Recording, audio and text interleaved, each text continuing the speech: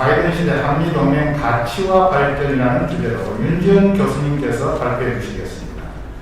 윤 교수님께서는 영국 에버든 대학 석사, 글래스고 대학 국제정치학 박사학위를 취득하시고 지금은 상경대학교 교수로 계시면서 합참, 국방부, 연합사회 정책장관으로도 활동하고 계십니다. 특히 국방TV에서 매주 5회 방송하는 국방 포커스의 진행자로 잘 알려져 있는 우리 최고의 안보 전문가이십니다. 그러면 큰 박수로 윤 교수님의 발표를 청하겠습니다.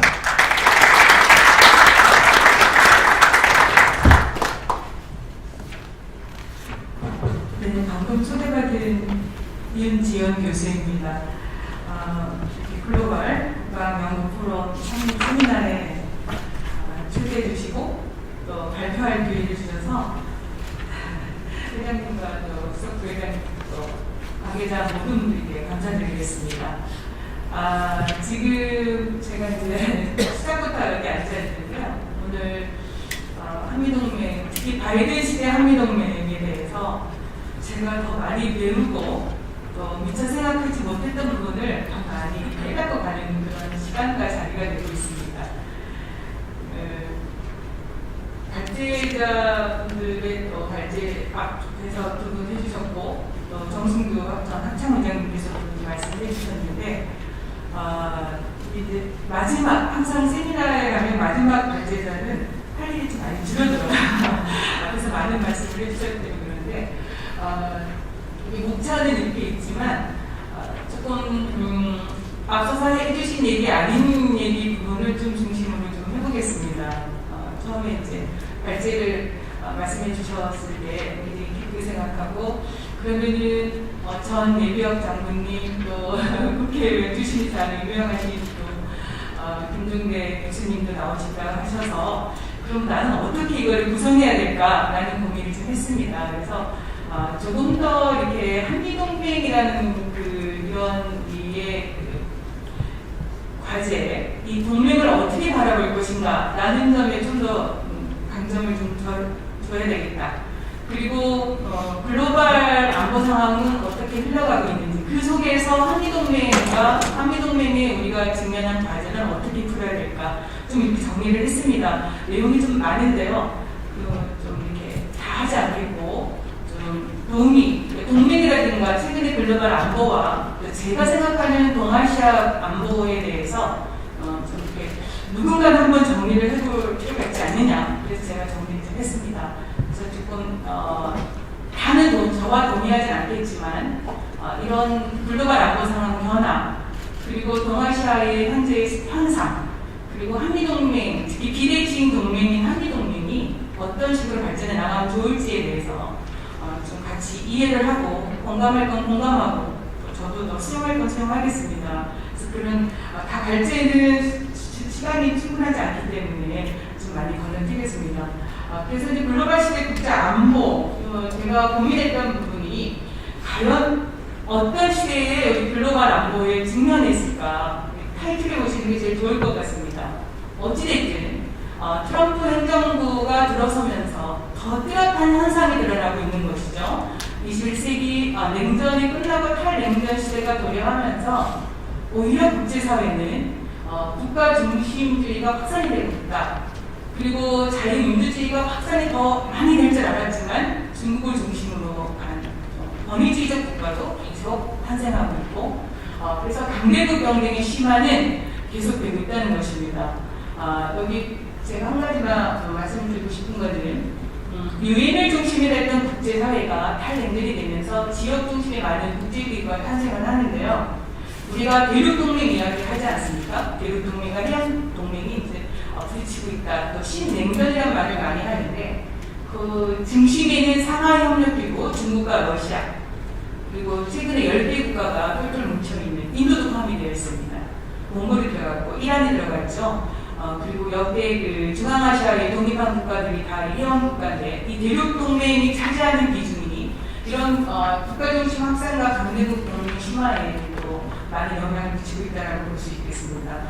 또 지금 우리가 직면해 있는 비전투 안보 위협, 팬데믹을 시작을 해서요. 또 이전에 이미 테러와의 전쟁을 선포하면서 굉장히 안보, 제 글로벌 시대 안보는 굉장히 복잡하게 정의되고 변화를 하고 있다는 것입니다.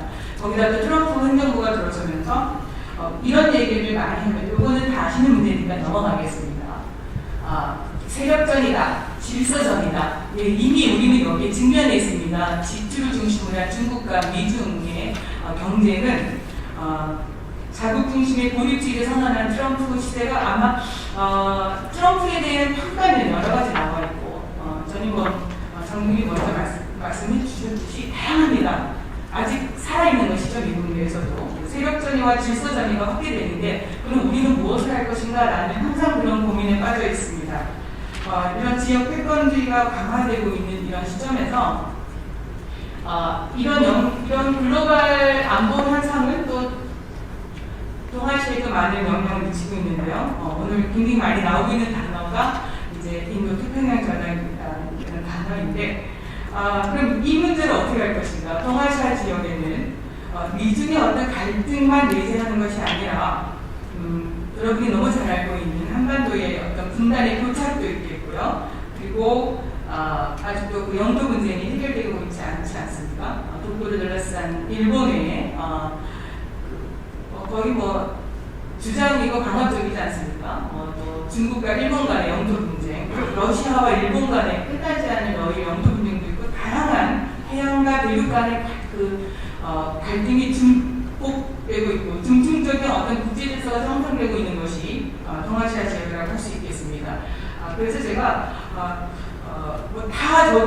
제 얘기에 동의하지 않겠지만 그런 걸 다 모아서 군사 안보적 측면하고 경제적 측면, 또 사회 문화적 측면을 이렇게 정리를 해봤습니다. 우리가 어떤 안보 환경 변화와 도전 요소, 위험 요소를 분석할 때 늘 군사 안보와 경제적 요소를 많이 분석하는데요. 그러나 최근에 21세기 이후 또 우리가 지금 비전통 안보 위협을 받고 있고 팬데믹 현상으로 인해서 인간 안보가 중요해지고 있는 시점에서는 사회 문화적인 측면도 우리가 늘 고려를 해야 됩니다.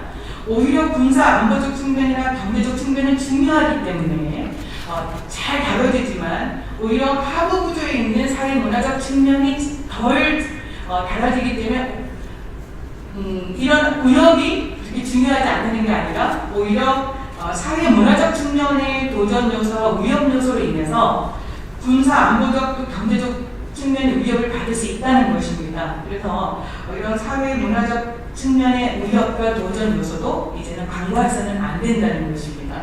대충 제가 이렇게推한 내용을 정리해봤거든요. 그거는 도움이 됐으면 하고요. 그래서 이거를 총체적으로 좀 정리를 해봐야 되지 않나요? 저는 이제 한미동맹 이야기를 하기 전에 글로벌 안보와 동아시아 지역의 안보 현상을 대략적으로 지금 정리를 한 것입니다.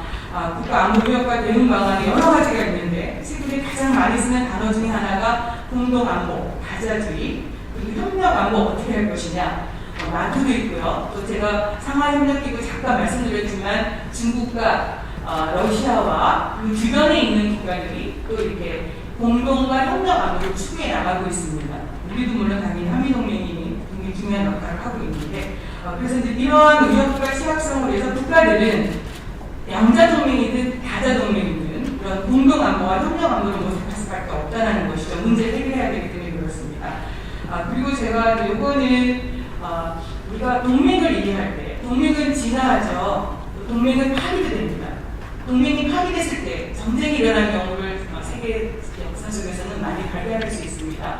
가장 대표적인 게 1939년에 독일과 소련이 맺었던 그 불가침 조약이 파기되면서 2차 세계대전이 또 확산되지 않았습니까? 또 최근에 필리핀하고 미국과의 관계가 그렇습니다. 그런 속에서 과연 한미 양국의 주요 국가의 이익은 어떨까? 물론 저와 다 동의하지 않을 수도 있는데 제가 몇 가지를 이렇게 정리를 좀 해봤는데요. 다 이해가 다 같이 잘 돼요. 한국과 미국이. 근데 지금 계속 우리가 지금 정말 밝은 시대가 추가하면서 가장 우리가 이걸 어떻게 해야 될까? 앞서도 얘기했지만은 실용주의적 균형 외교를 해야 되는데 바로 중국과 이런 그 인도 태평양 전략과의 어떤 관계, 미중 갈등이겠죠. 이 국가 이익, 미국의 국가 이익하고 대한민국 국가 이익 중에 바로 특히 중국과 미국의 관계에 우리가 어떤 선택을 해야 될 것이냐. 이런 부분에 대해서는 좀 이익이 조금 상충되는 것이죠. 이런 거 한번 정리해봤고요. 그 다음에 이제 저희가 오늘 핵심은 한미동맹인데 여기 내용은 많습니다만 이걸 다 정리할 수는 없습니다. 한 가지만 꼭 우리가 동맹을 이해하고 트럼프 시대 동맹, 특히 우리는 지금 바이든 시대 동맹을 이제 생각을 해야 되기 때문에, 그리고 저는 바이든 시대 이후에 한미동맹은 이제 연결을 해야 된다는 생각을 많이 합니다. 비대칭 동맹임을 잊어서는 안 된다는 것이죠. 아까 김종대 교수님이 또 말씀해 주셨는데 그 말씀하신 부분에 정말 동감합니다. 그런데 우리가 미국이 가장 소중히 여기는 동맹 중에 가장 대표적인 게 유럽의 나토 동맹이 있습니다. 그리고 미일 동맹이 있죠. 그리고 한미 동맹이 있는데, 그러니까 냉전 시대에 이런 동맹들은 부적함이 거의 없었습니다. 뚜렷한 적이 있었습니다. 그런데 이제 지금 탈냉전 시대 21세기 글로벌 시대의 동맹에는 내용이 조금 다르죠. 물론 트럼프 행정부 시대에 나토도 힘들었고요. 미일 동맹도 그렇게 쉽지는 않았습니다. 그런데 큰 틀에서 소련을 지금 이제 구소련이 됐겠죠. 러시아를 중심으로 한 동맹은 거의 와해가 됐습니다. 구소련 국가들이 대부분 다 자유민주주의를 선택했기 때문에 그런데요. 미국을 중심으로 한 비대칭 동맹이 이제 대표적인 게 한미 동맹이고, 탈냉전 시대에도 미국을 중심으로 한 비대칭 동맹은 존속하는데 그 대표적인 것이 이제 한미 동맹이고, 제가 이제 오늘 이 시간에 조금 더 강조해드리고 싶은 얘기는 과연 동맹의 그 안보를 담보로 하는 자율성, 이 비대칭 동맹이 안고 있는 영원한 숙제이죠. 그래서 우리가 전자권 전환도 지금 진행하고 있고, 또 주한미군의 평택기지 이전도 다 이 자율성을 어떻게 확보할 것인가라는 것입니다. 그 속에서 우리가 무슨 미국과 미중 문제 해결에 우리 한국의 역할, 그리고 북한 핵 문제 해결에 우리의 전략, 이런 것들이 다 이렇게 뭉클어져서 여기 포함이 된다는 것입니다. 대한민국이 자유민주주의가 발전하고 경제가 발전하면 발전할수록 비대칭 동맹의 특성상 자율성을 더 확보해야 되겠죠, 저희는요. 그 자율성 확보를 위해서 우리는 과연 뭘 선택할 것이냐, 이런 것들을 우리가 좀 더 생각하고 고민해야 되지 않을까 싶습니다. 비대칭 동맹은 너무나 잘 아시는 부분이기 때문에 자율성에 대한 걸 우리가 강화해서는 안 된다는 얘기만 하고 넘어가겠습니다.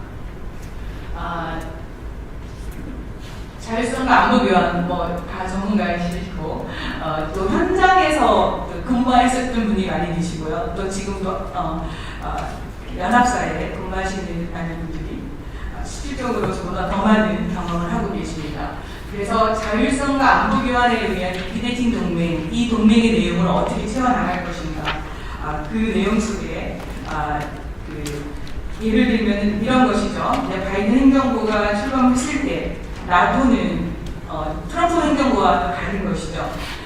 나토는 전략적 자율성을 더 강조하게 됩니다. 그만큼 이제 동맹의 다자 집단 안보 동맹의 형태가 바뀌고요. 그럼 일본은 아까 일본 말씀하셨는데 일본은 우리와 또 다른 동맹 아닙니까? 일본은 자율성 안보의 교환 대신에 자율성 공조 교환으로, 그러니까 우리랑 상황이 좀 다르다는 것이죠. 그래서 저는 항상 강의 시간에도 강조하는 것이 자꾸 우리가 비대칭 동맹이라는 걸 잊어버리면 이 한미 동맹의 내용이 어려워진다는 것입니다. 출발이 비대칭 동맹을 출발했기 때문에 그 속에서 이 자율성과 안보 교환을 잘 정말 거래라는 말은 쓰고 싶지 않지만 잘 균형을 맞춰 나가야 되는데 우리는 자율성을 확보하고자 하는 것이죠. 그런 면에서 이제 미일 동맹은 자율성 공조 교환으로 이제 동맹 형태가 이제 다시 돌아가는 것이죠. 그리고 이제 그러면은 조금 진도를 좀 나가겠습니다.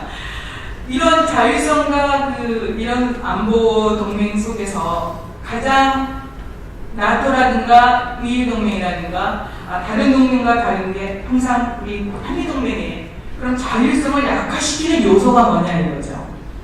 누구나 다 잘 알고 있는 북핵 위협이지 않습니까? 이것이 우리의 동맹의 오랜 세월 60년 넘는 동맹에서 우리의 자율성 확보가 늘 발목을 잡히고 있는 것입니다. 그렇다고 우리가 이 자율성을 키우기 위해서 북핵 위협이라든가 북한의 억제력을 약화시킬 수는 없습니다. 오늘의 주제인 만큼 한미동맹 강화라는 것은 너무나 자명한 사실이지 않습니까? 그래서 지금 한 정부가 이제 트럼프 행정부 시대에 한미동맹이 약화됐다는 얘기를 많이 했습니다. 그러면 바이든 행정부 시대에 한미동맹의 자율성도 강화하고 그리고 우리가 지금 추구하고 있는 균형을 하기 위해서는 무엇을 해야 될까? 이미 두 가지 토끼를 다 잡을 수 있느냐 이런 부분에 우리가 이제 직면했다고 볼 수 있겠습니다. 그래서 이제 이런 측면에서 주한미군 토끼 이전 그리고 방위비 분담금 문제 트럼프 행정부 시대에 우리가 얼마나 힘들었습니까? 굉장히 많은 어려움을 겪었고 심지어 싱가포르 회담에서는 큰 문제가 없었지만 하노이 회담에서는 저는 개인적으로 그래도 우리 정부의 입김이 좀 작용하지 않았지만 그렇지 않았지 않습니까? 북미 간에 결락이 돼버렸고 트럼프 행정부 시대에 과연 그 탑다운식 그 북핵 문제 해결에서 대한민국은 자율성조차도 없었다는 것이죠. 그냥 일방주의적인 그런 북미 정상회담에서 한국은 배제가 된 겁니다. 어떤 그런 측면에 이제 바이든 행정부는 또 그렇지 않다는 거 아니겠습니까?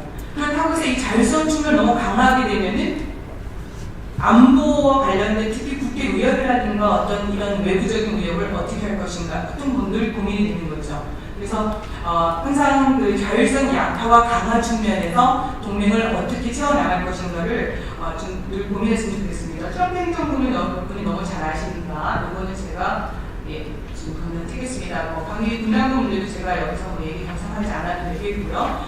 단 한 가지만 다 같이 이 시간을 통해서 한 번만 더 말씀드리고 싶은 거는 동맹 유지에 우리가 이제 동맹을 유지하는 여러 가지 방법이 있습니다. 여러 가지 방법이 있는데 여기 월치도 얘기했고 이제 월치 이어서 이제 승환한 학자가 얘기했는데 가장 중요한 것이 동맹을 유지하는 핵심 요소 중에 개인이 있습니다. 정책 결정자가 있겠고 또 국가를 대표하는 국익이 있겠죠. 그리고 지금 우리가 계속 비전통한 무역을 받고 있다, 군사 무역을 받고 있다고 하는 어떤 국제체제 흐름이 있습니다. 근데 트럼프 대통령은 대표적으로 많은 학자들이 분석을 했고 또 지적을 했듯이 이런 세 가지 핵심 요소 중에서 개인적인 요소가 굉장히 크게 작용을 한다는 것이죠. 동맹체제로 하는 그런 국가와 국제체제 요소보다는 개인의 결정이 상당히 크게 작용했기 때문에 그 개인의 어떤 의사결정에 의해서 굉장히 많은 동맹들이 힘들고 불협화음을 일으켰다는 그런 이야기입니다. 그래서 트럼프의 대통령이 주는 우리에게 교훈은 과연 동맹 유지에 트럼프가 사용했던 어떤 그 독선 그리고 그 개인적인 어떤 결정권 이것이 이제 미국이란 나라에서는 미국 우선주의로 표출이 있지 않습니까? 그로 인해서 많은 내용들이 바뀌어 나가는데 그럼 바이든 행정부 시대는 어떤 날인 겁니다. 바이든 행정부 시대는 이제 트럼프를 배제하고 트럼프와 다른 동맹의 복원을 동맹의 어떤 새로운 또 국제사회 다자주의 복원을 얘기했기 때문에 바이든 대통령은 개인적인 요소보다는 국가와 국제체제 요소를 더 강하게 또 그걸 중요시 여기는 그런 행정부라고 볼 수 있겠습니다.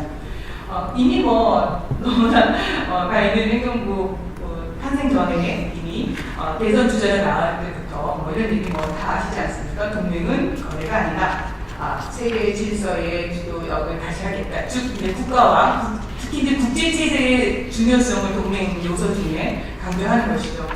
그리고 또 우리에게 주는 메시지가 상당한 것이죠. 우리는 여전히 다른 이슈, 국가나 국제체제, 어떤 개인의 결정도 다 이해가 되지만 여전히 우리에게 주어진 숙제는 글로벌 이슈 다 같이 할 수 있죠. 그런데 이제 가장 중요한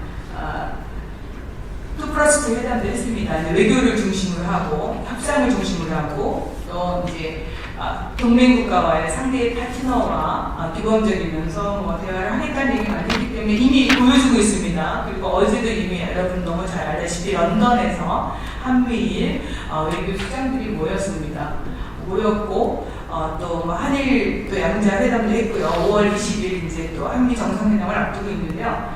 그럼에도 불구하고 지금 바로 우리에게 주어진 과제 중에 하나가 한국의 이 신남방 정책, 미국의 인도 태평양 전략이 얼마나 같은 이 국익을 같이 만들어 나갈 수 있냐, 공동 분모를 만들어 나갈 수 있느냐가 굉장히 중요하다고 볼 수 있겠습니다. 제가 조금 하나만 좀 말씀을 드리고 싶은 지금 미국의 인도 태평양 전략은 우리가 생각하는 것보다 아니면 제가 생각하는 것보다 바이든 행정부의 그 다자주의, 특히 동아시아 지역 뭐 군사 외교 다 포함이 되겠습니다. 굉장히 핵심 전략이라는 건데요.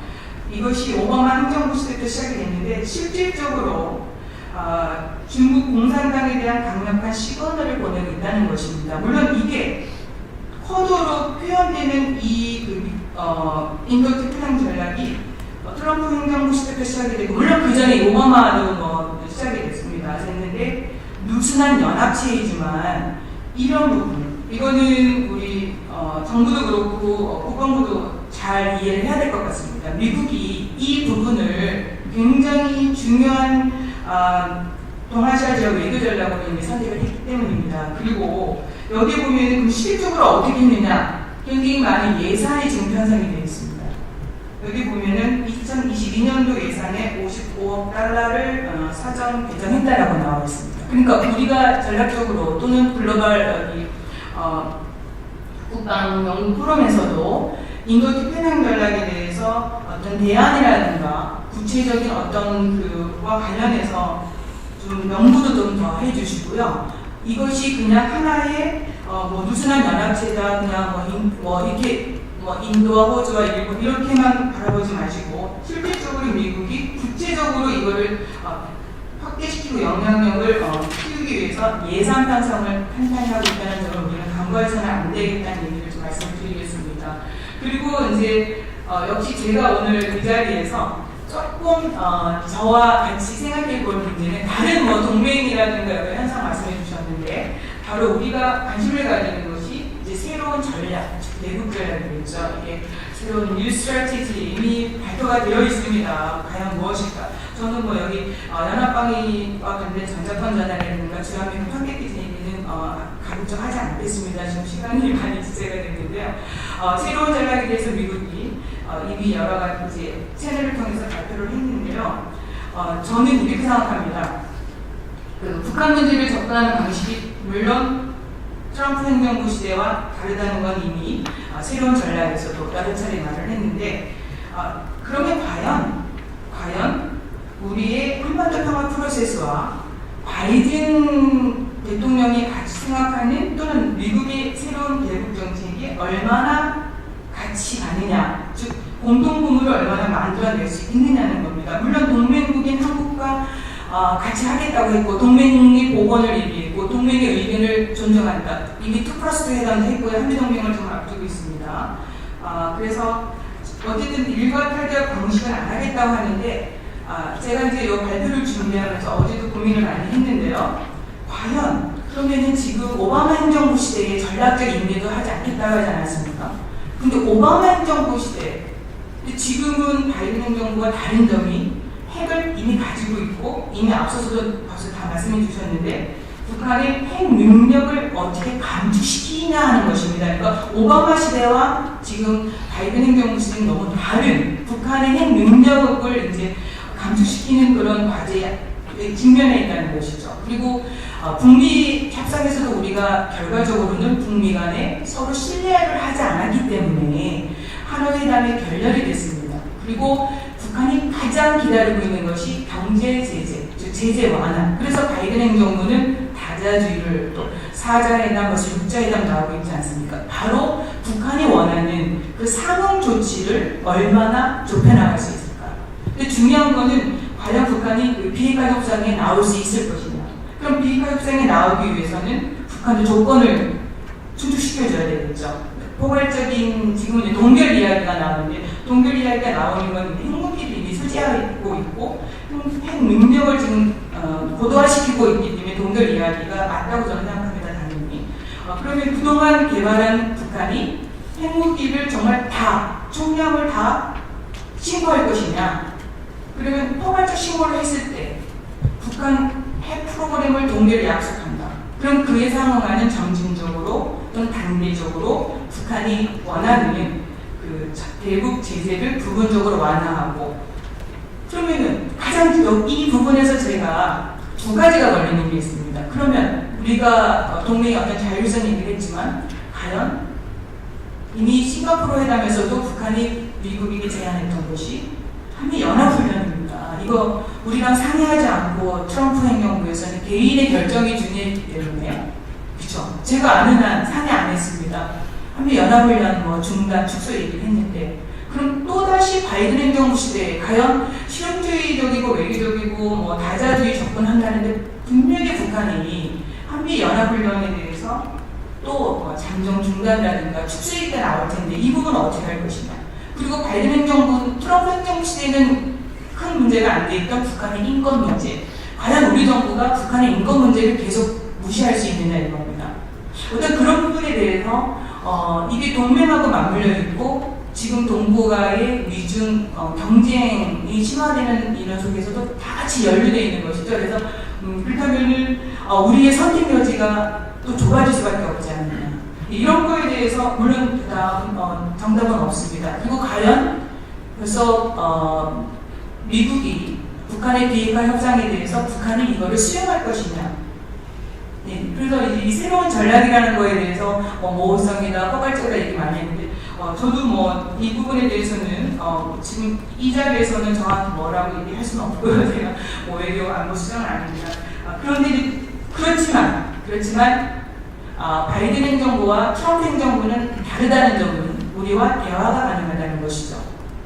대화를 속에서 물론 지금 현 정부가 1년치 안 남았는데 과연 새로운 행정부 4년을 시작하는 행정부하고 1년밖에 안 남은 우리 정부하고 이 부분을 과연 얼마나 이끌어낼 수 있을 것인가.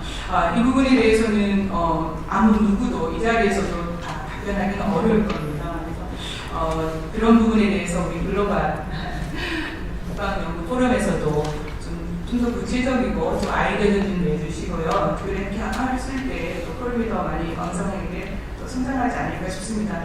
지금 시간이 많이 된 것 같아서요. 제가 마지막 마무리만 하겠습니다. 지금 에브람 사령관이 이제 미국으로 돌아가게 되는데요. 그분의 이름을 우병수라고 적다고 동아일보 기사를 읽었는데 문자는 그 평택 우씨가 있나 봐요.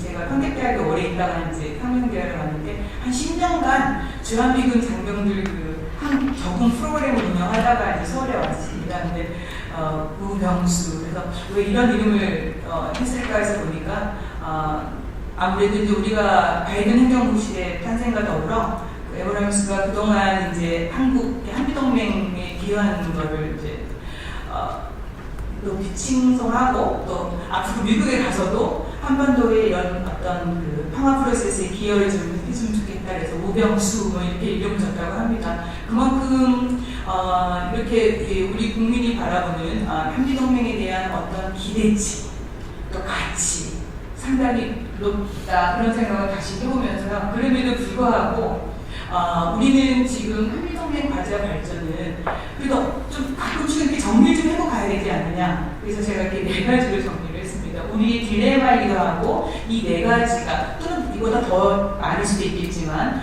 계속해서 이렇게 선순환 구도로 가는데 국가는 한미동맹 당연히 유지해야 되겠고요. 또 그렇게 유지되고 있습니다.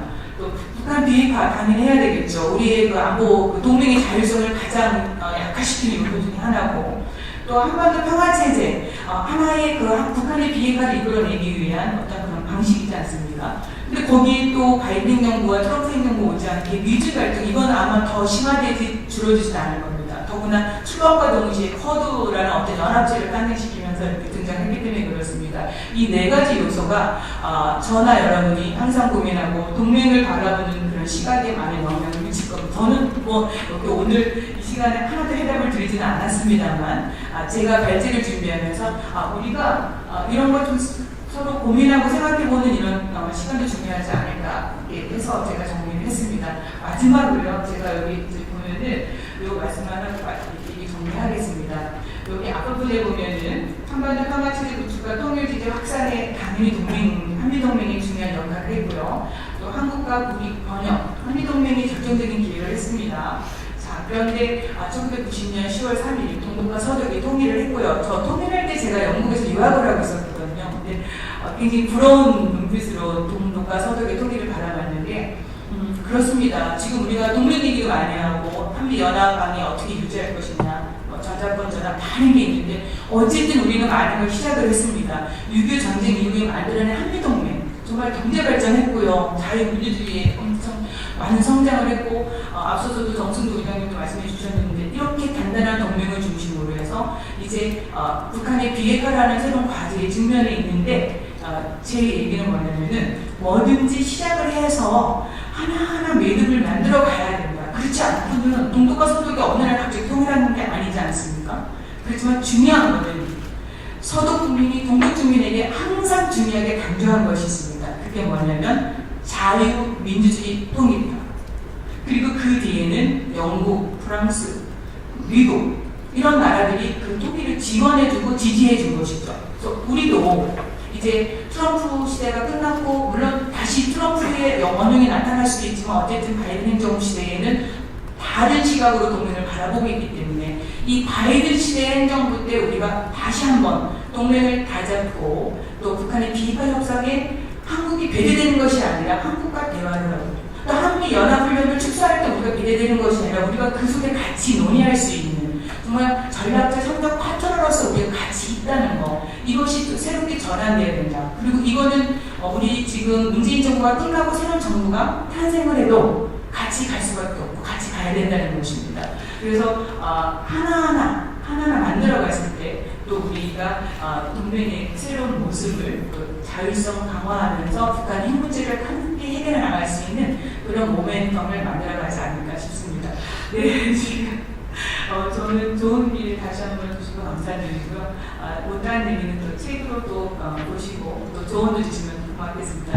저는 발표 여기서 마치겠습니다. 고맙습니다. 네, 고맙습니다. 한미동맹 자율성과 안보를 교환한 비대칭 동맹으로 정의를 하셨고 트럼프 시대와 바이든 시대를 잘 비교 분석하셔서 이 대안을 제시했다고 생각합니다.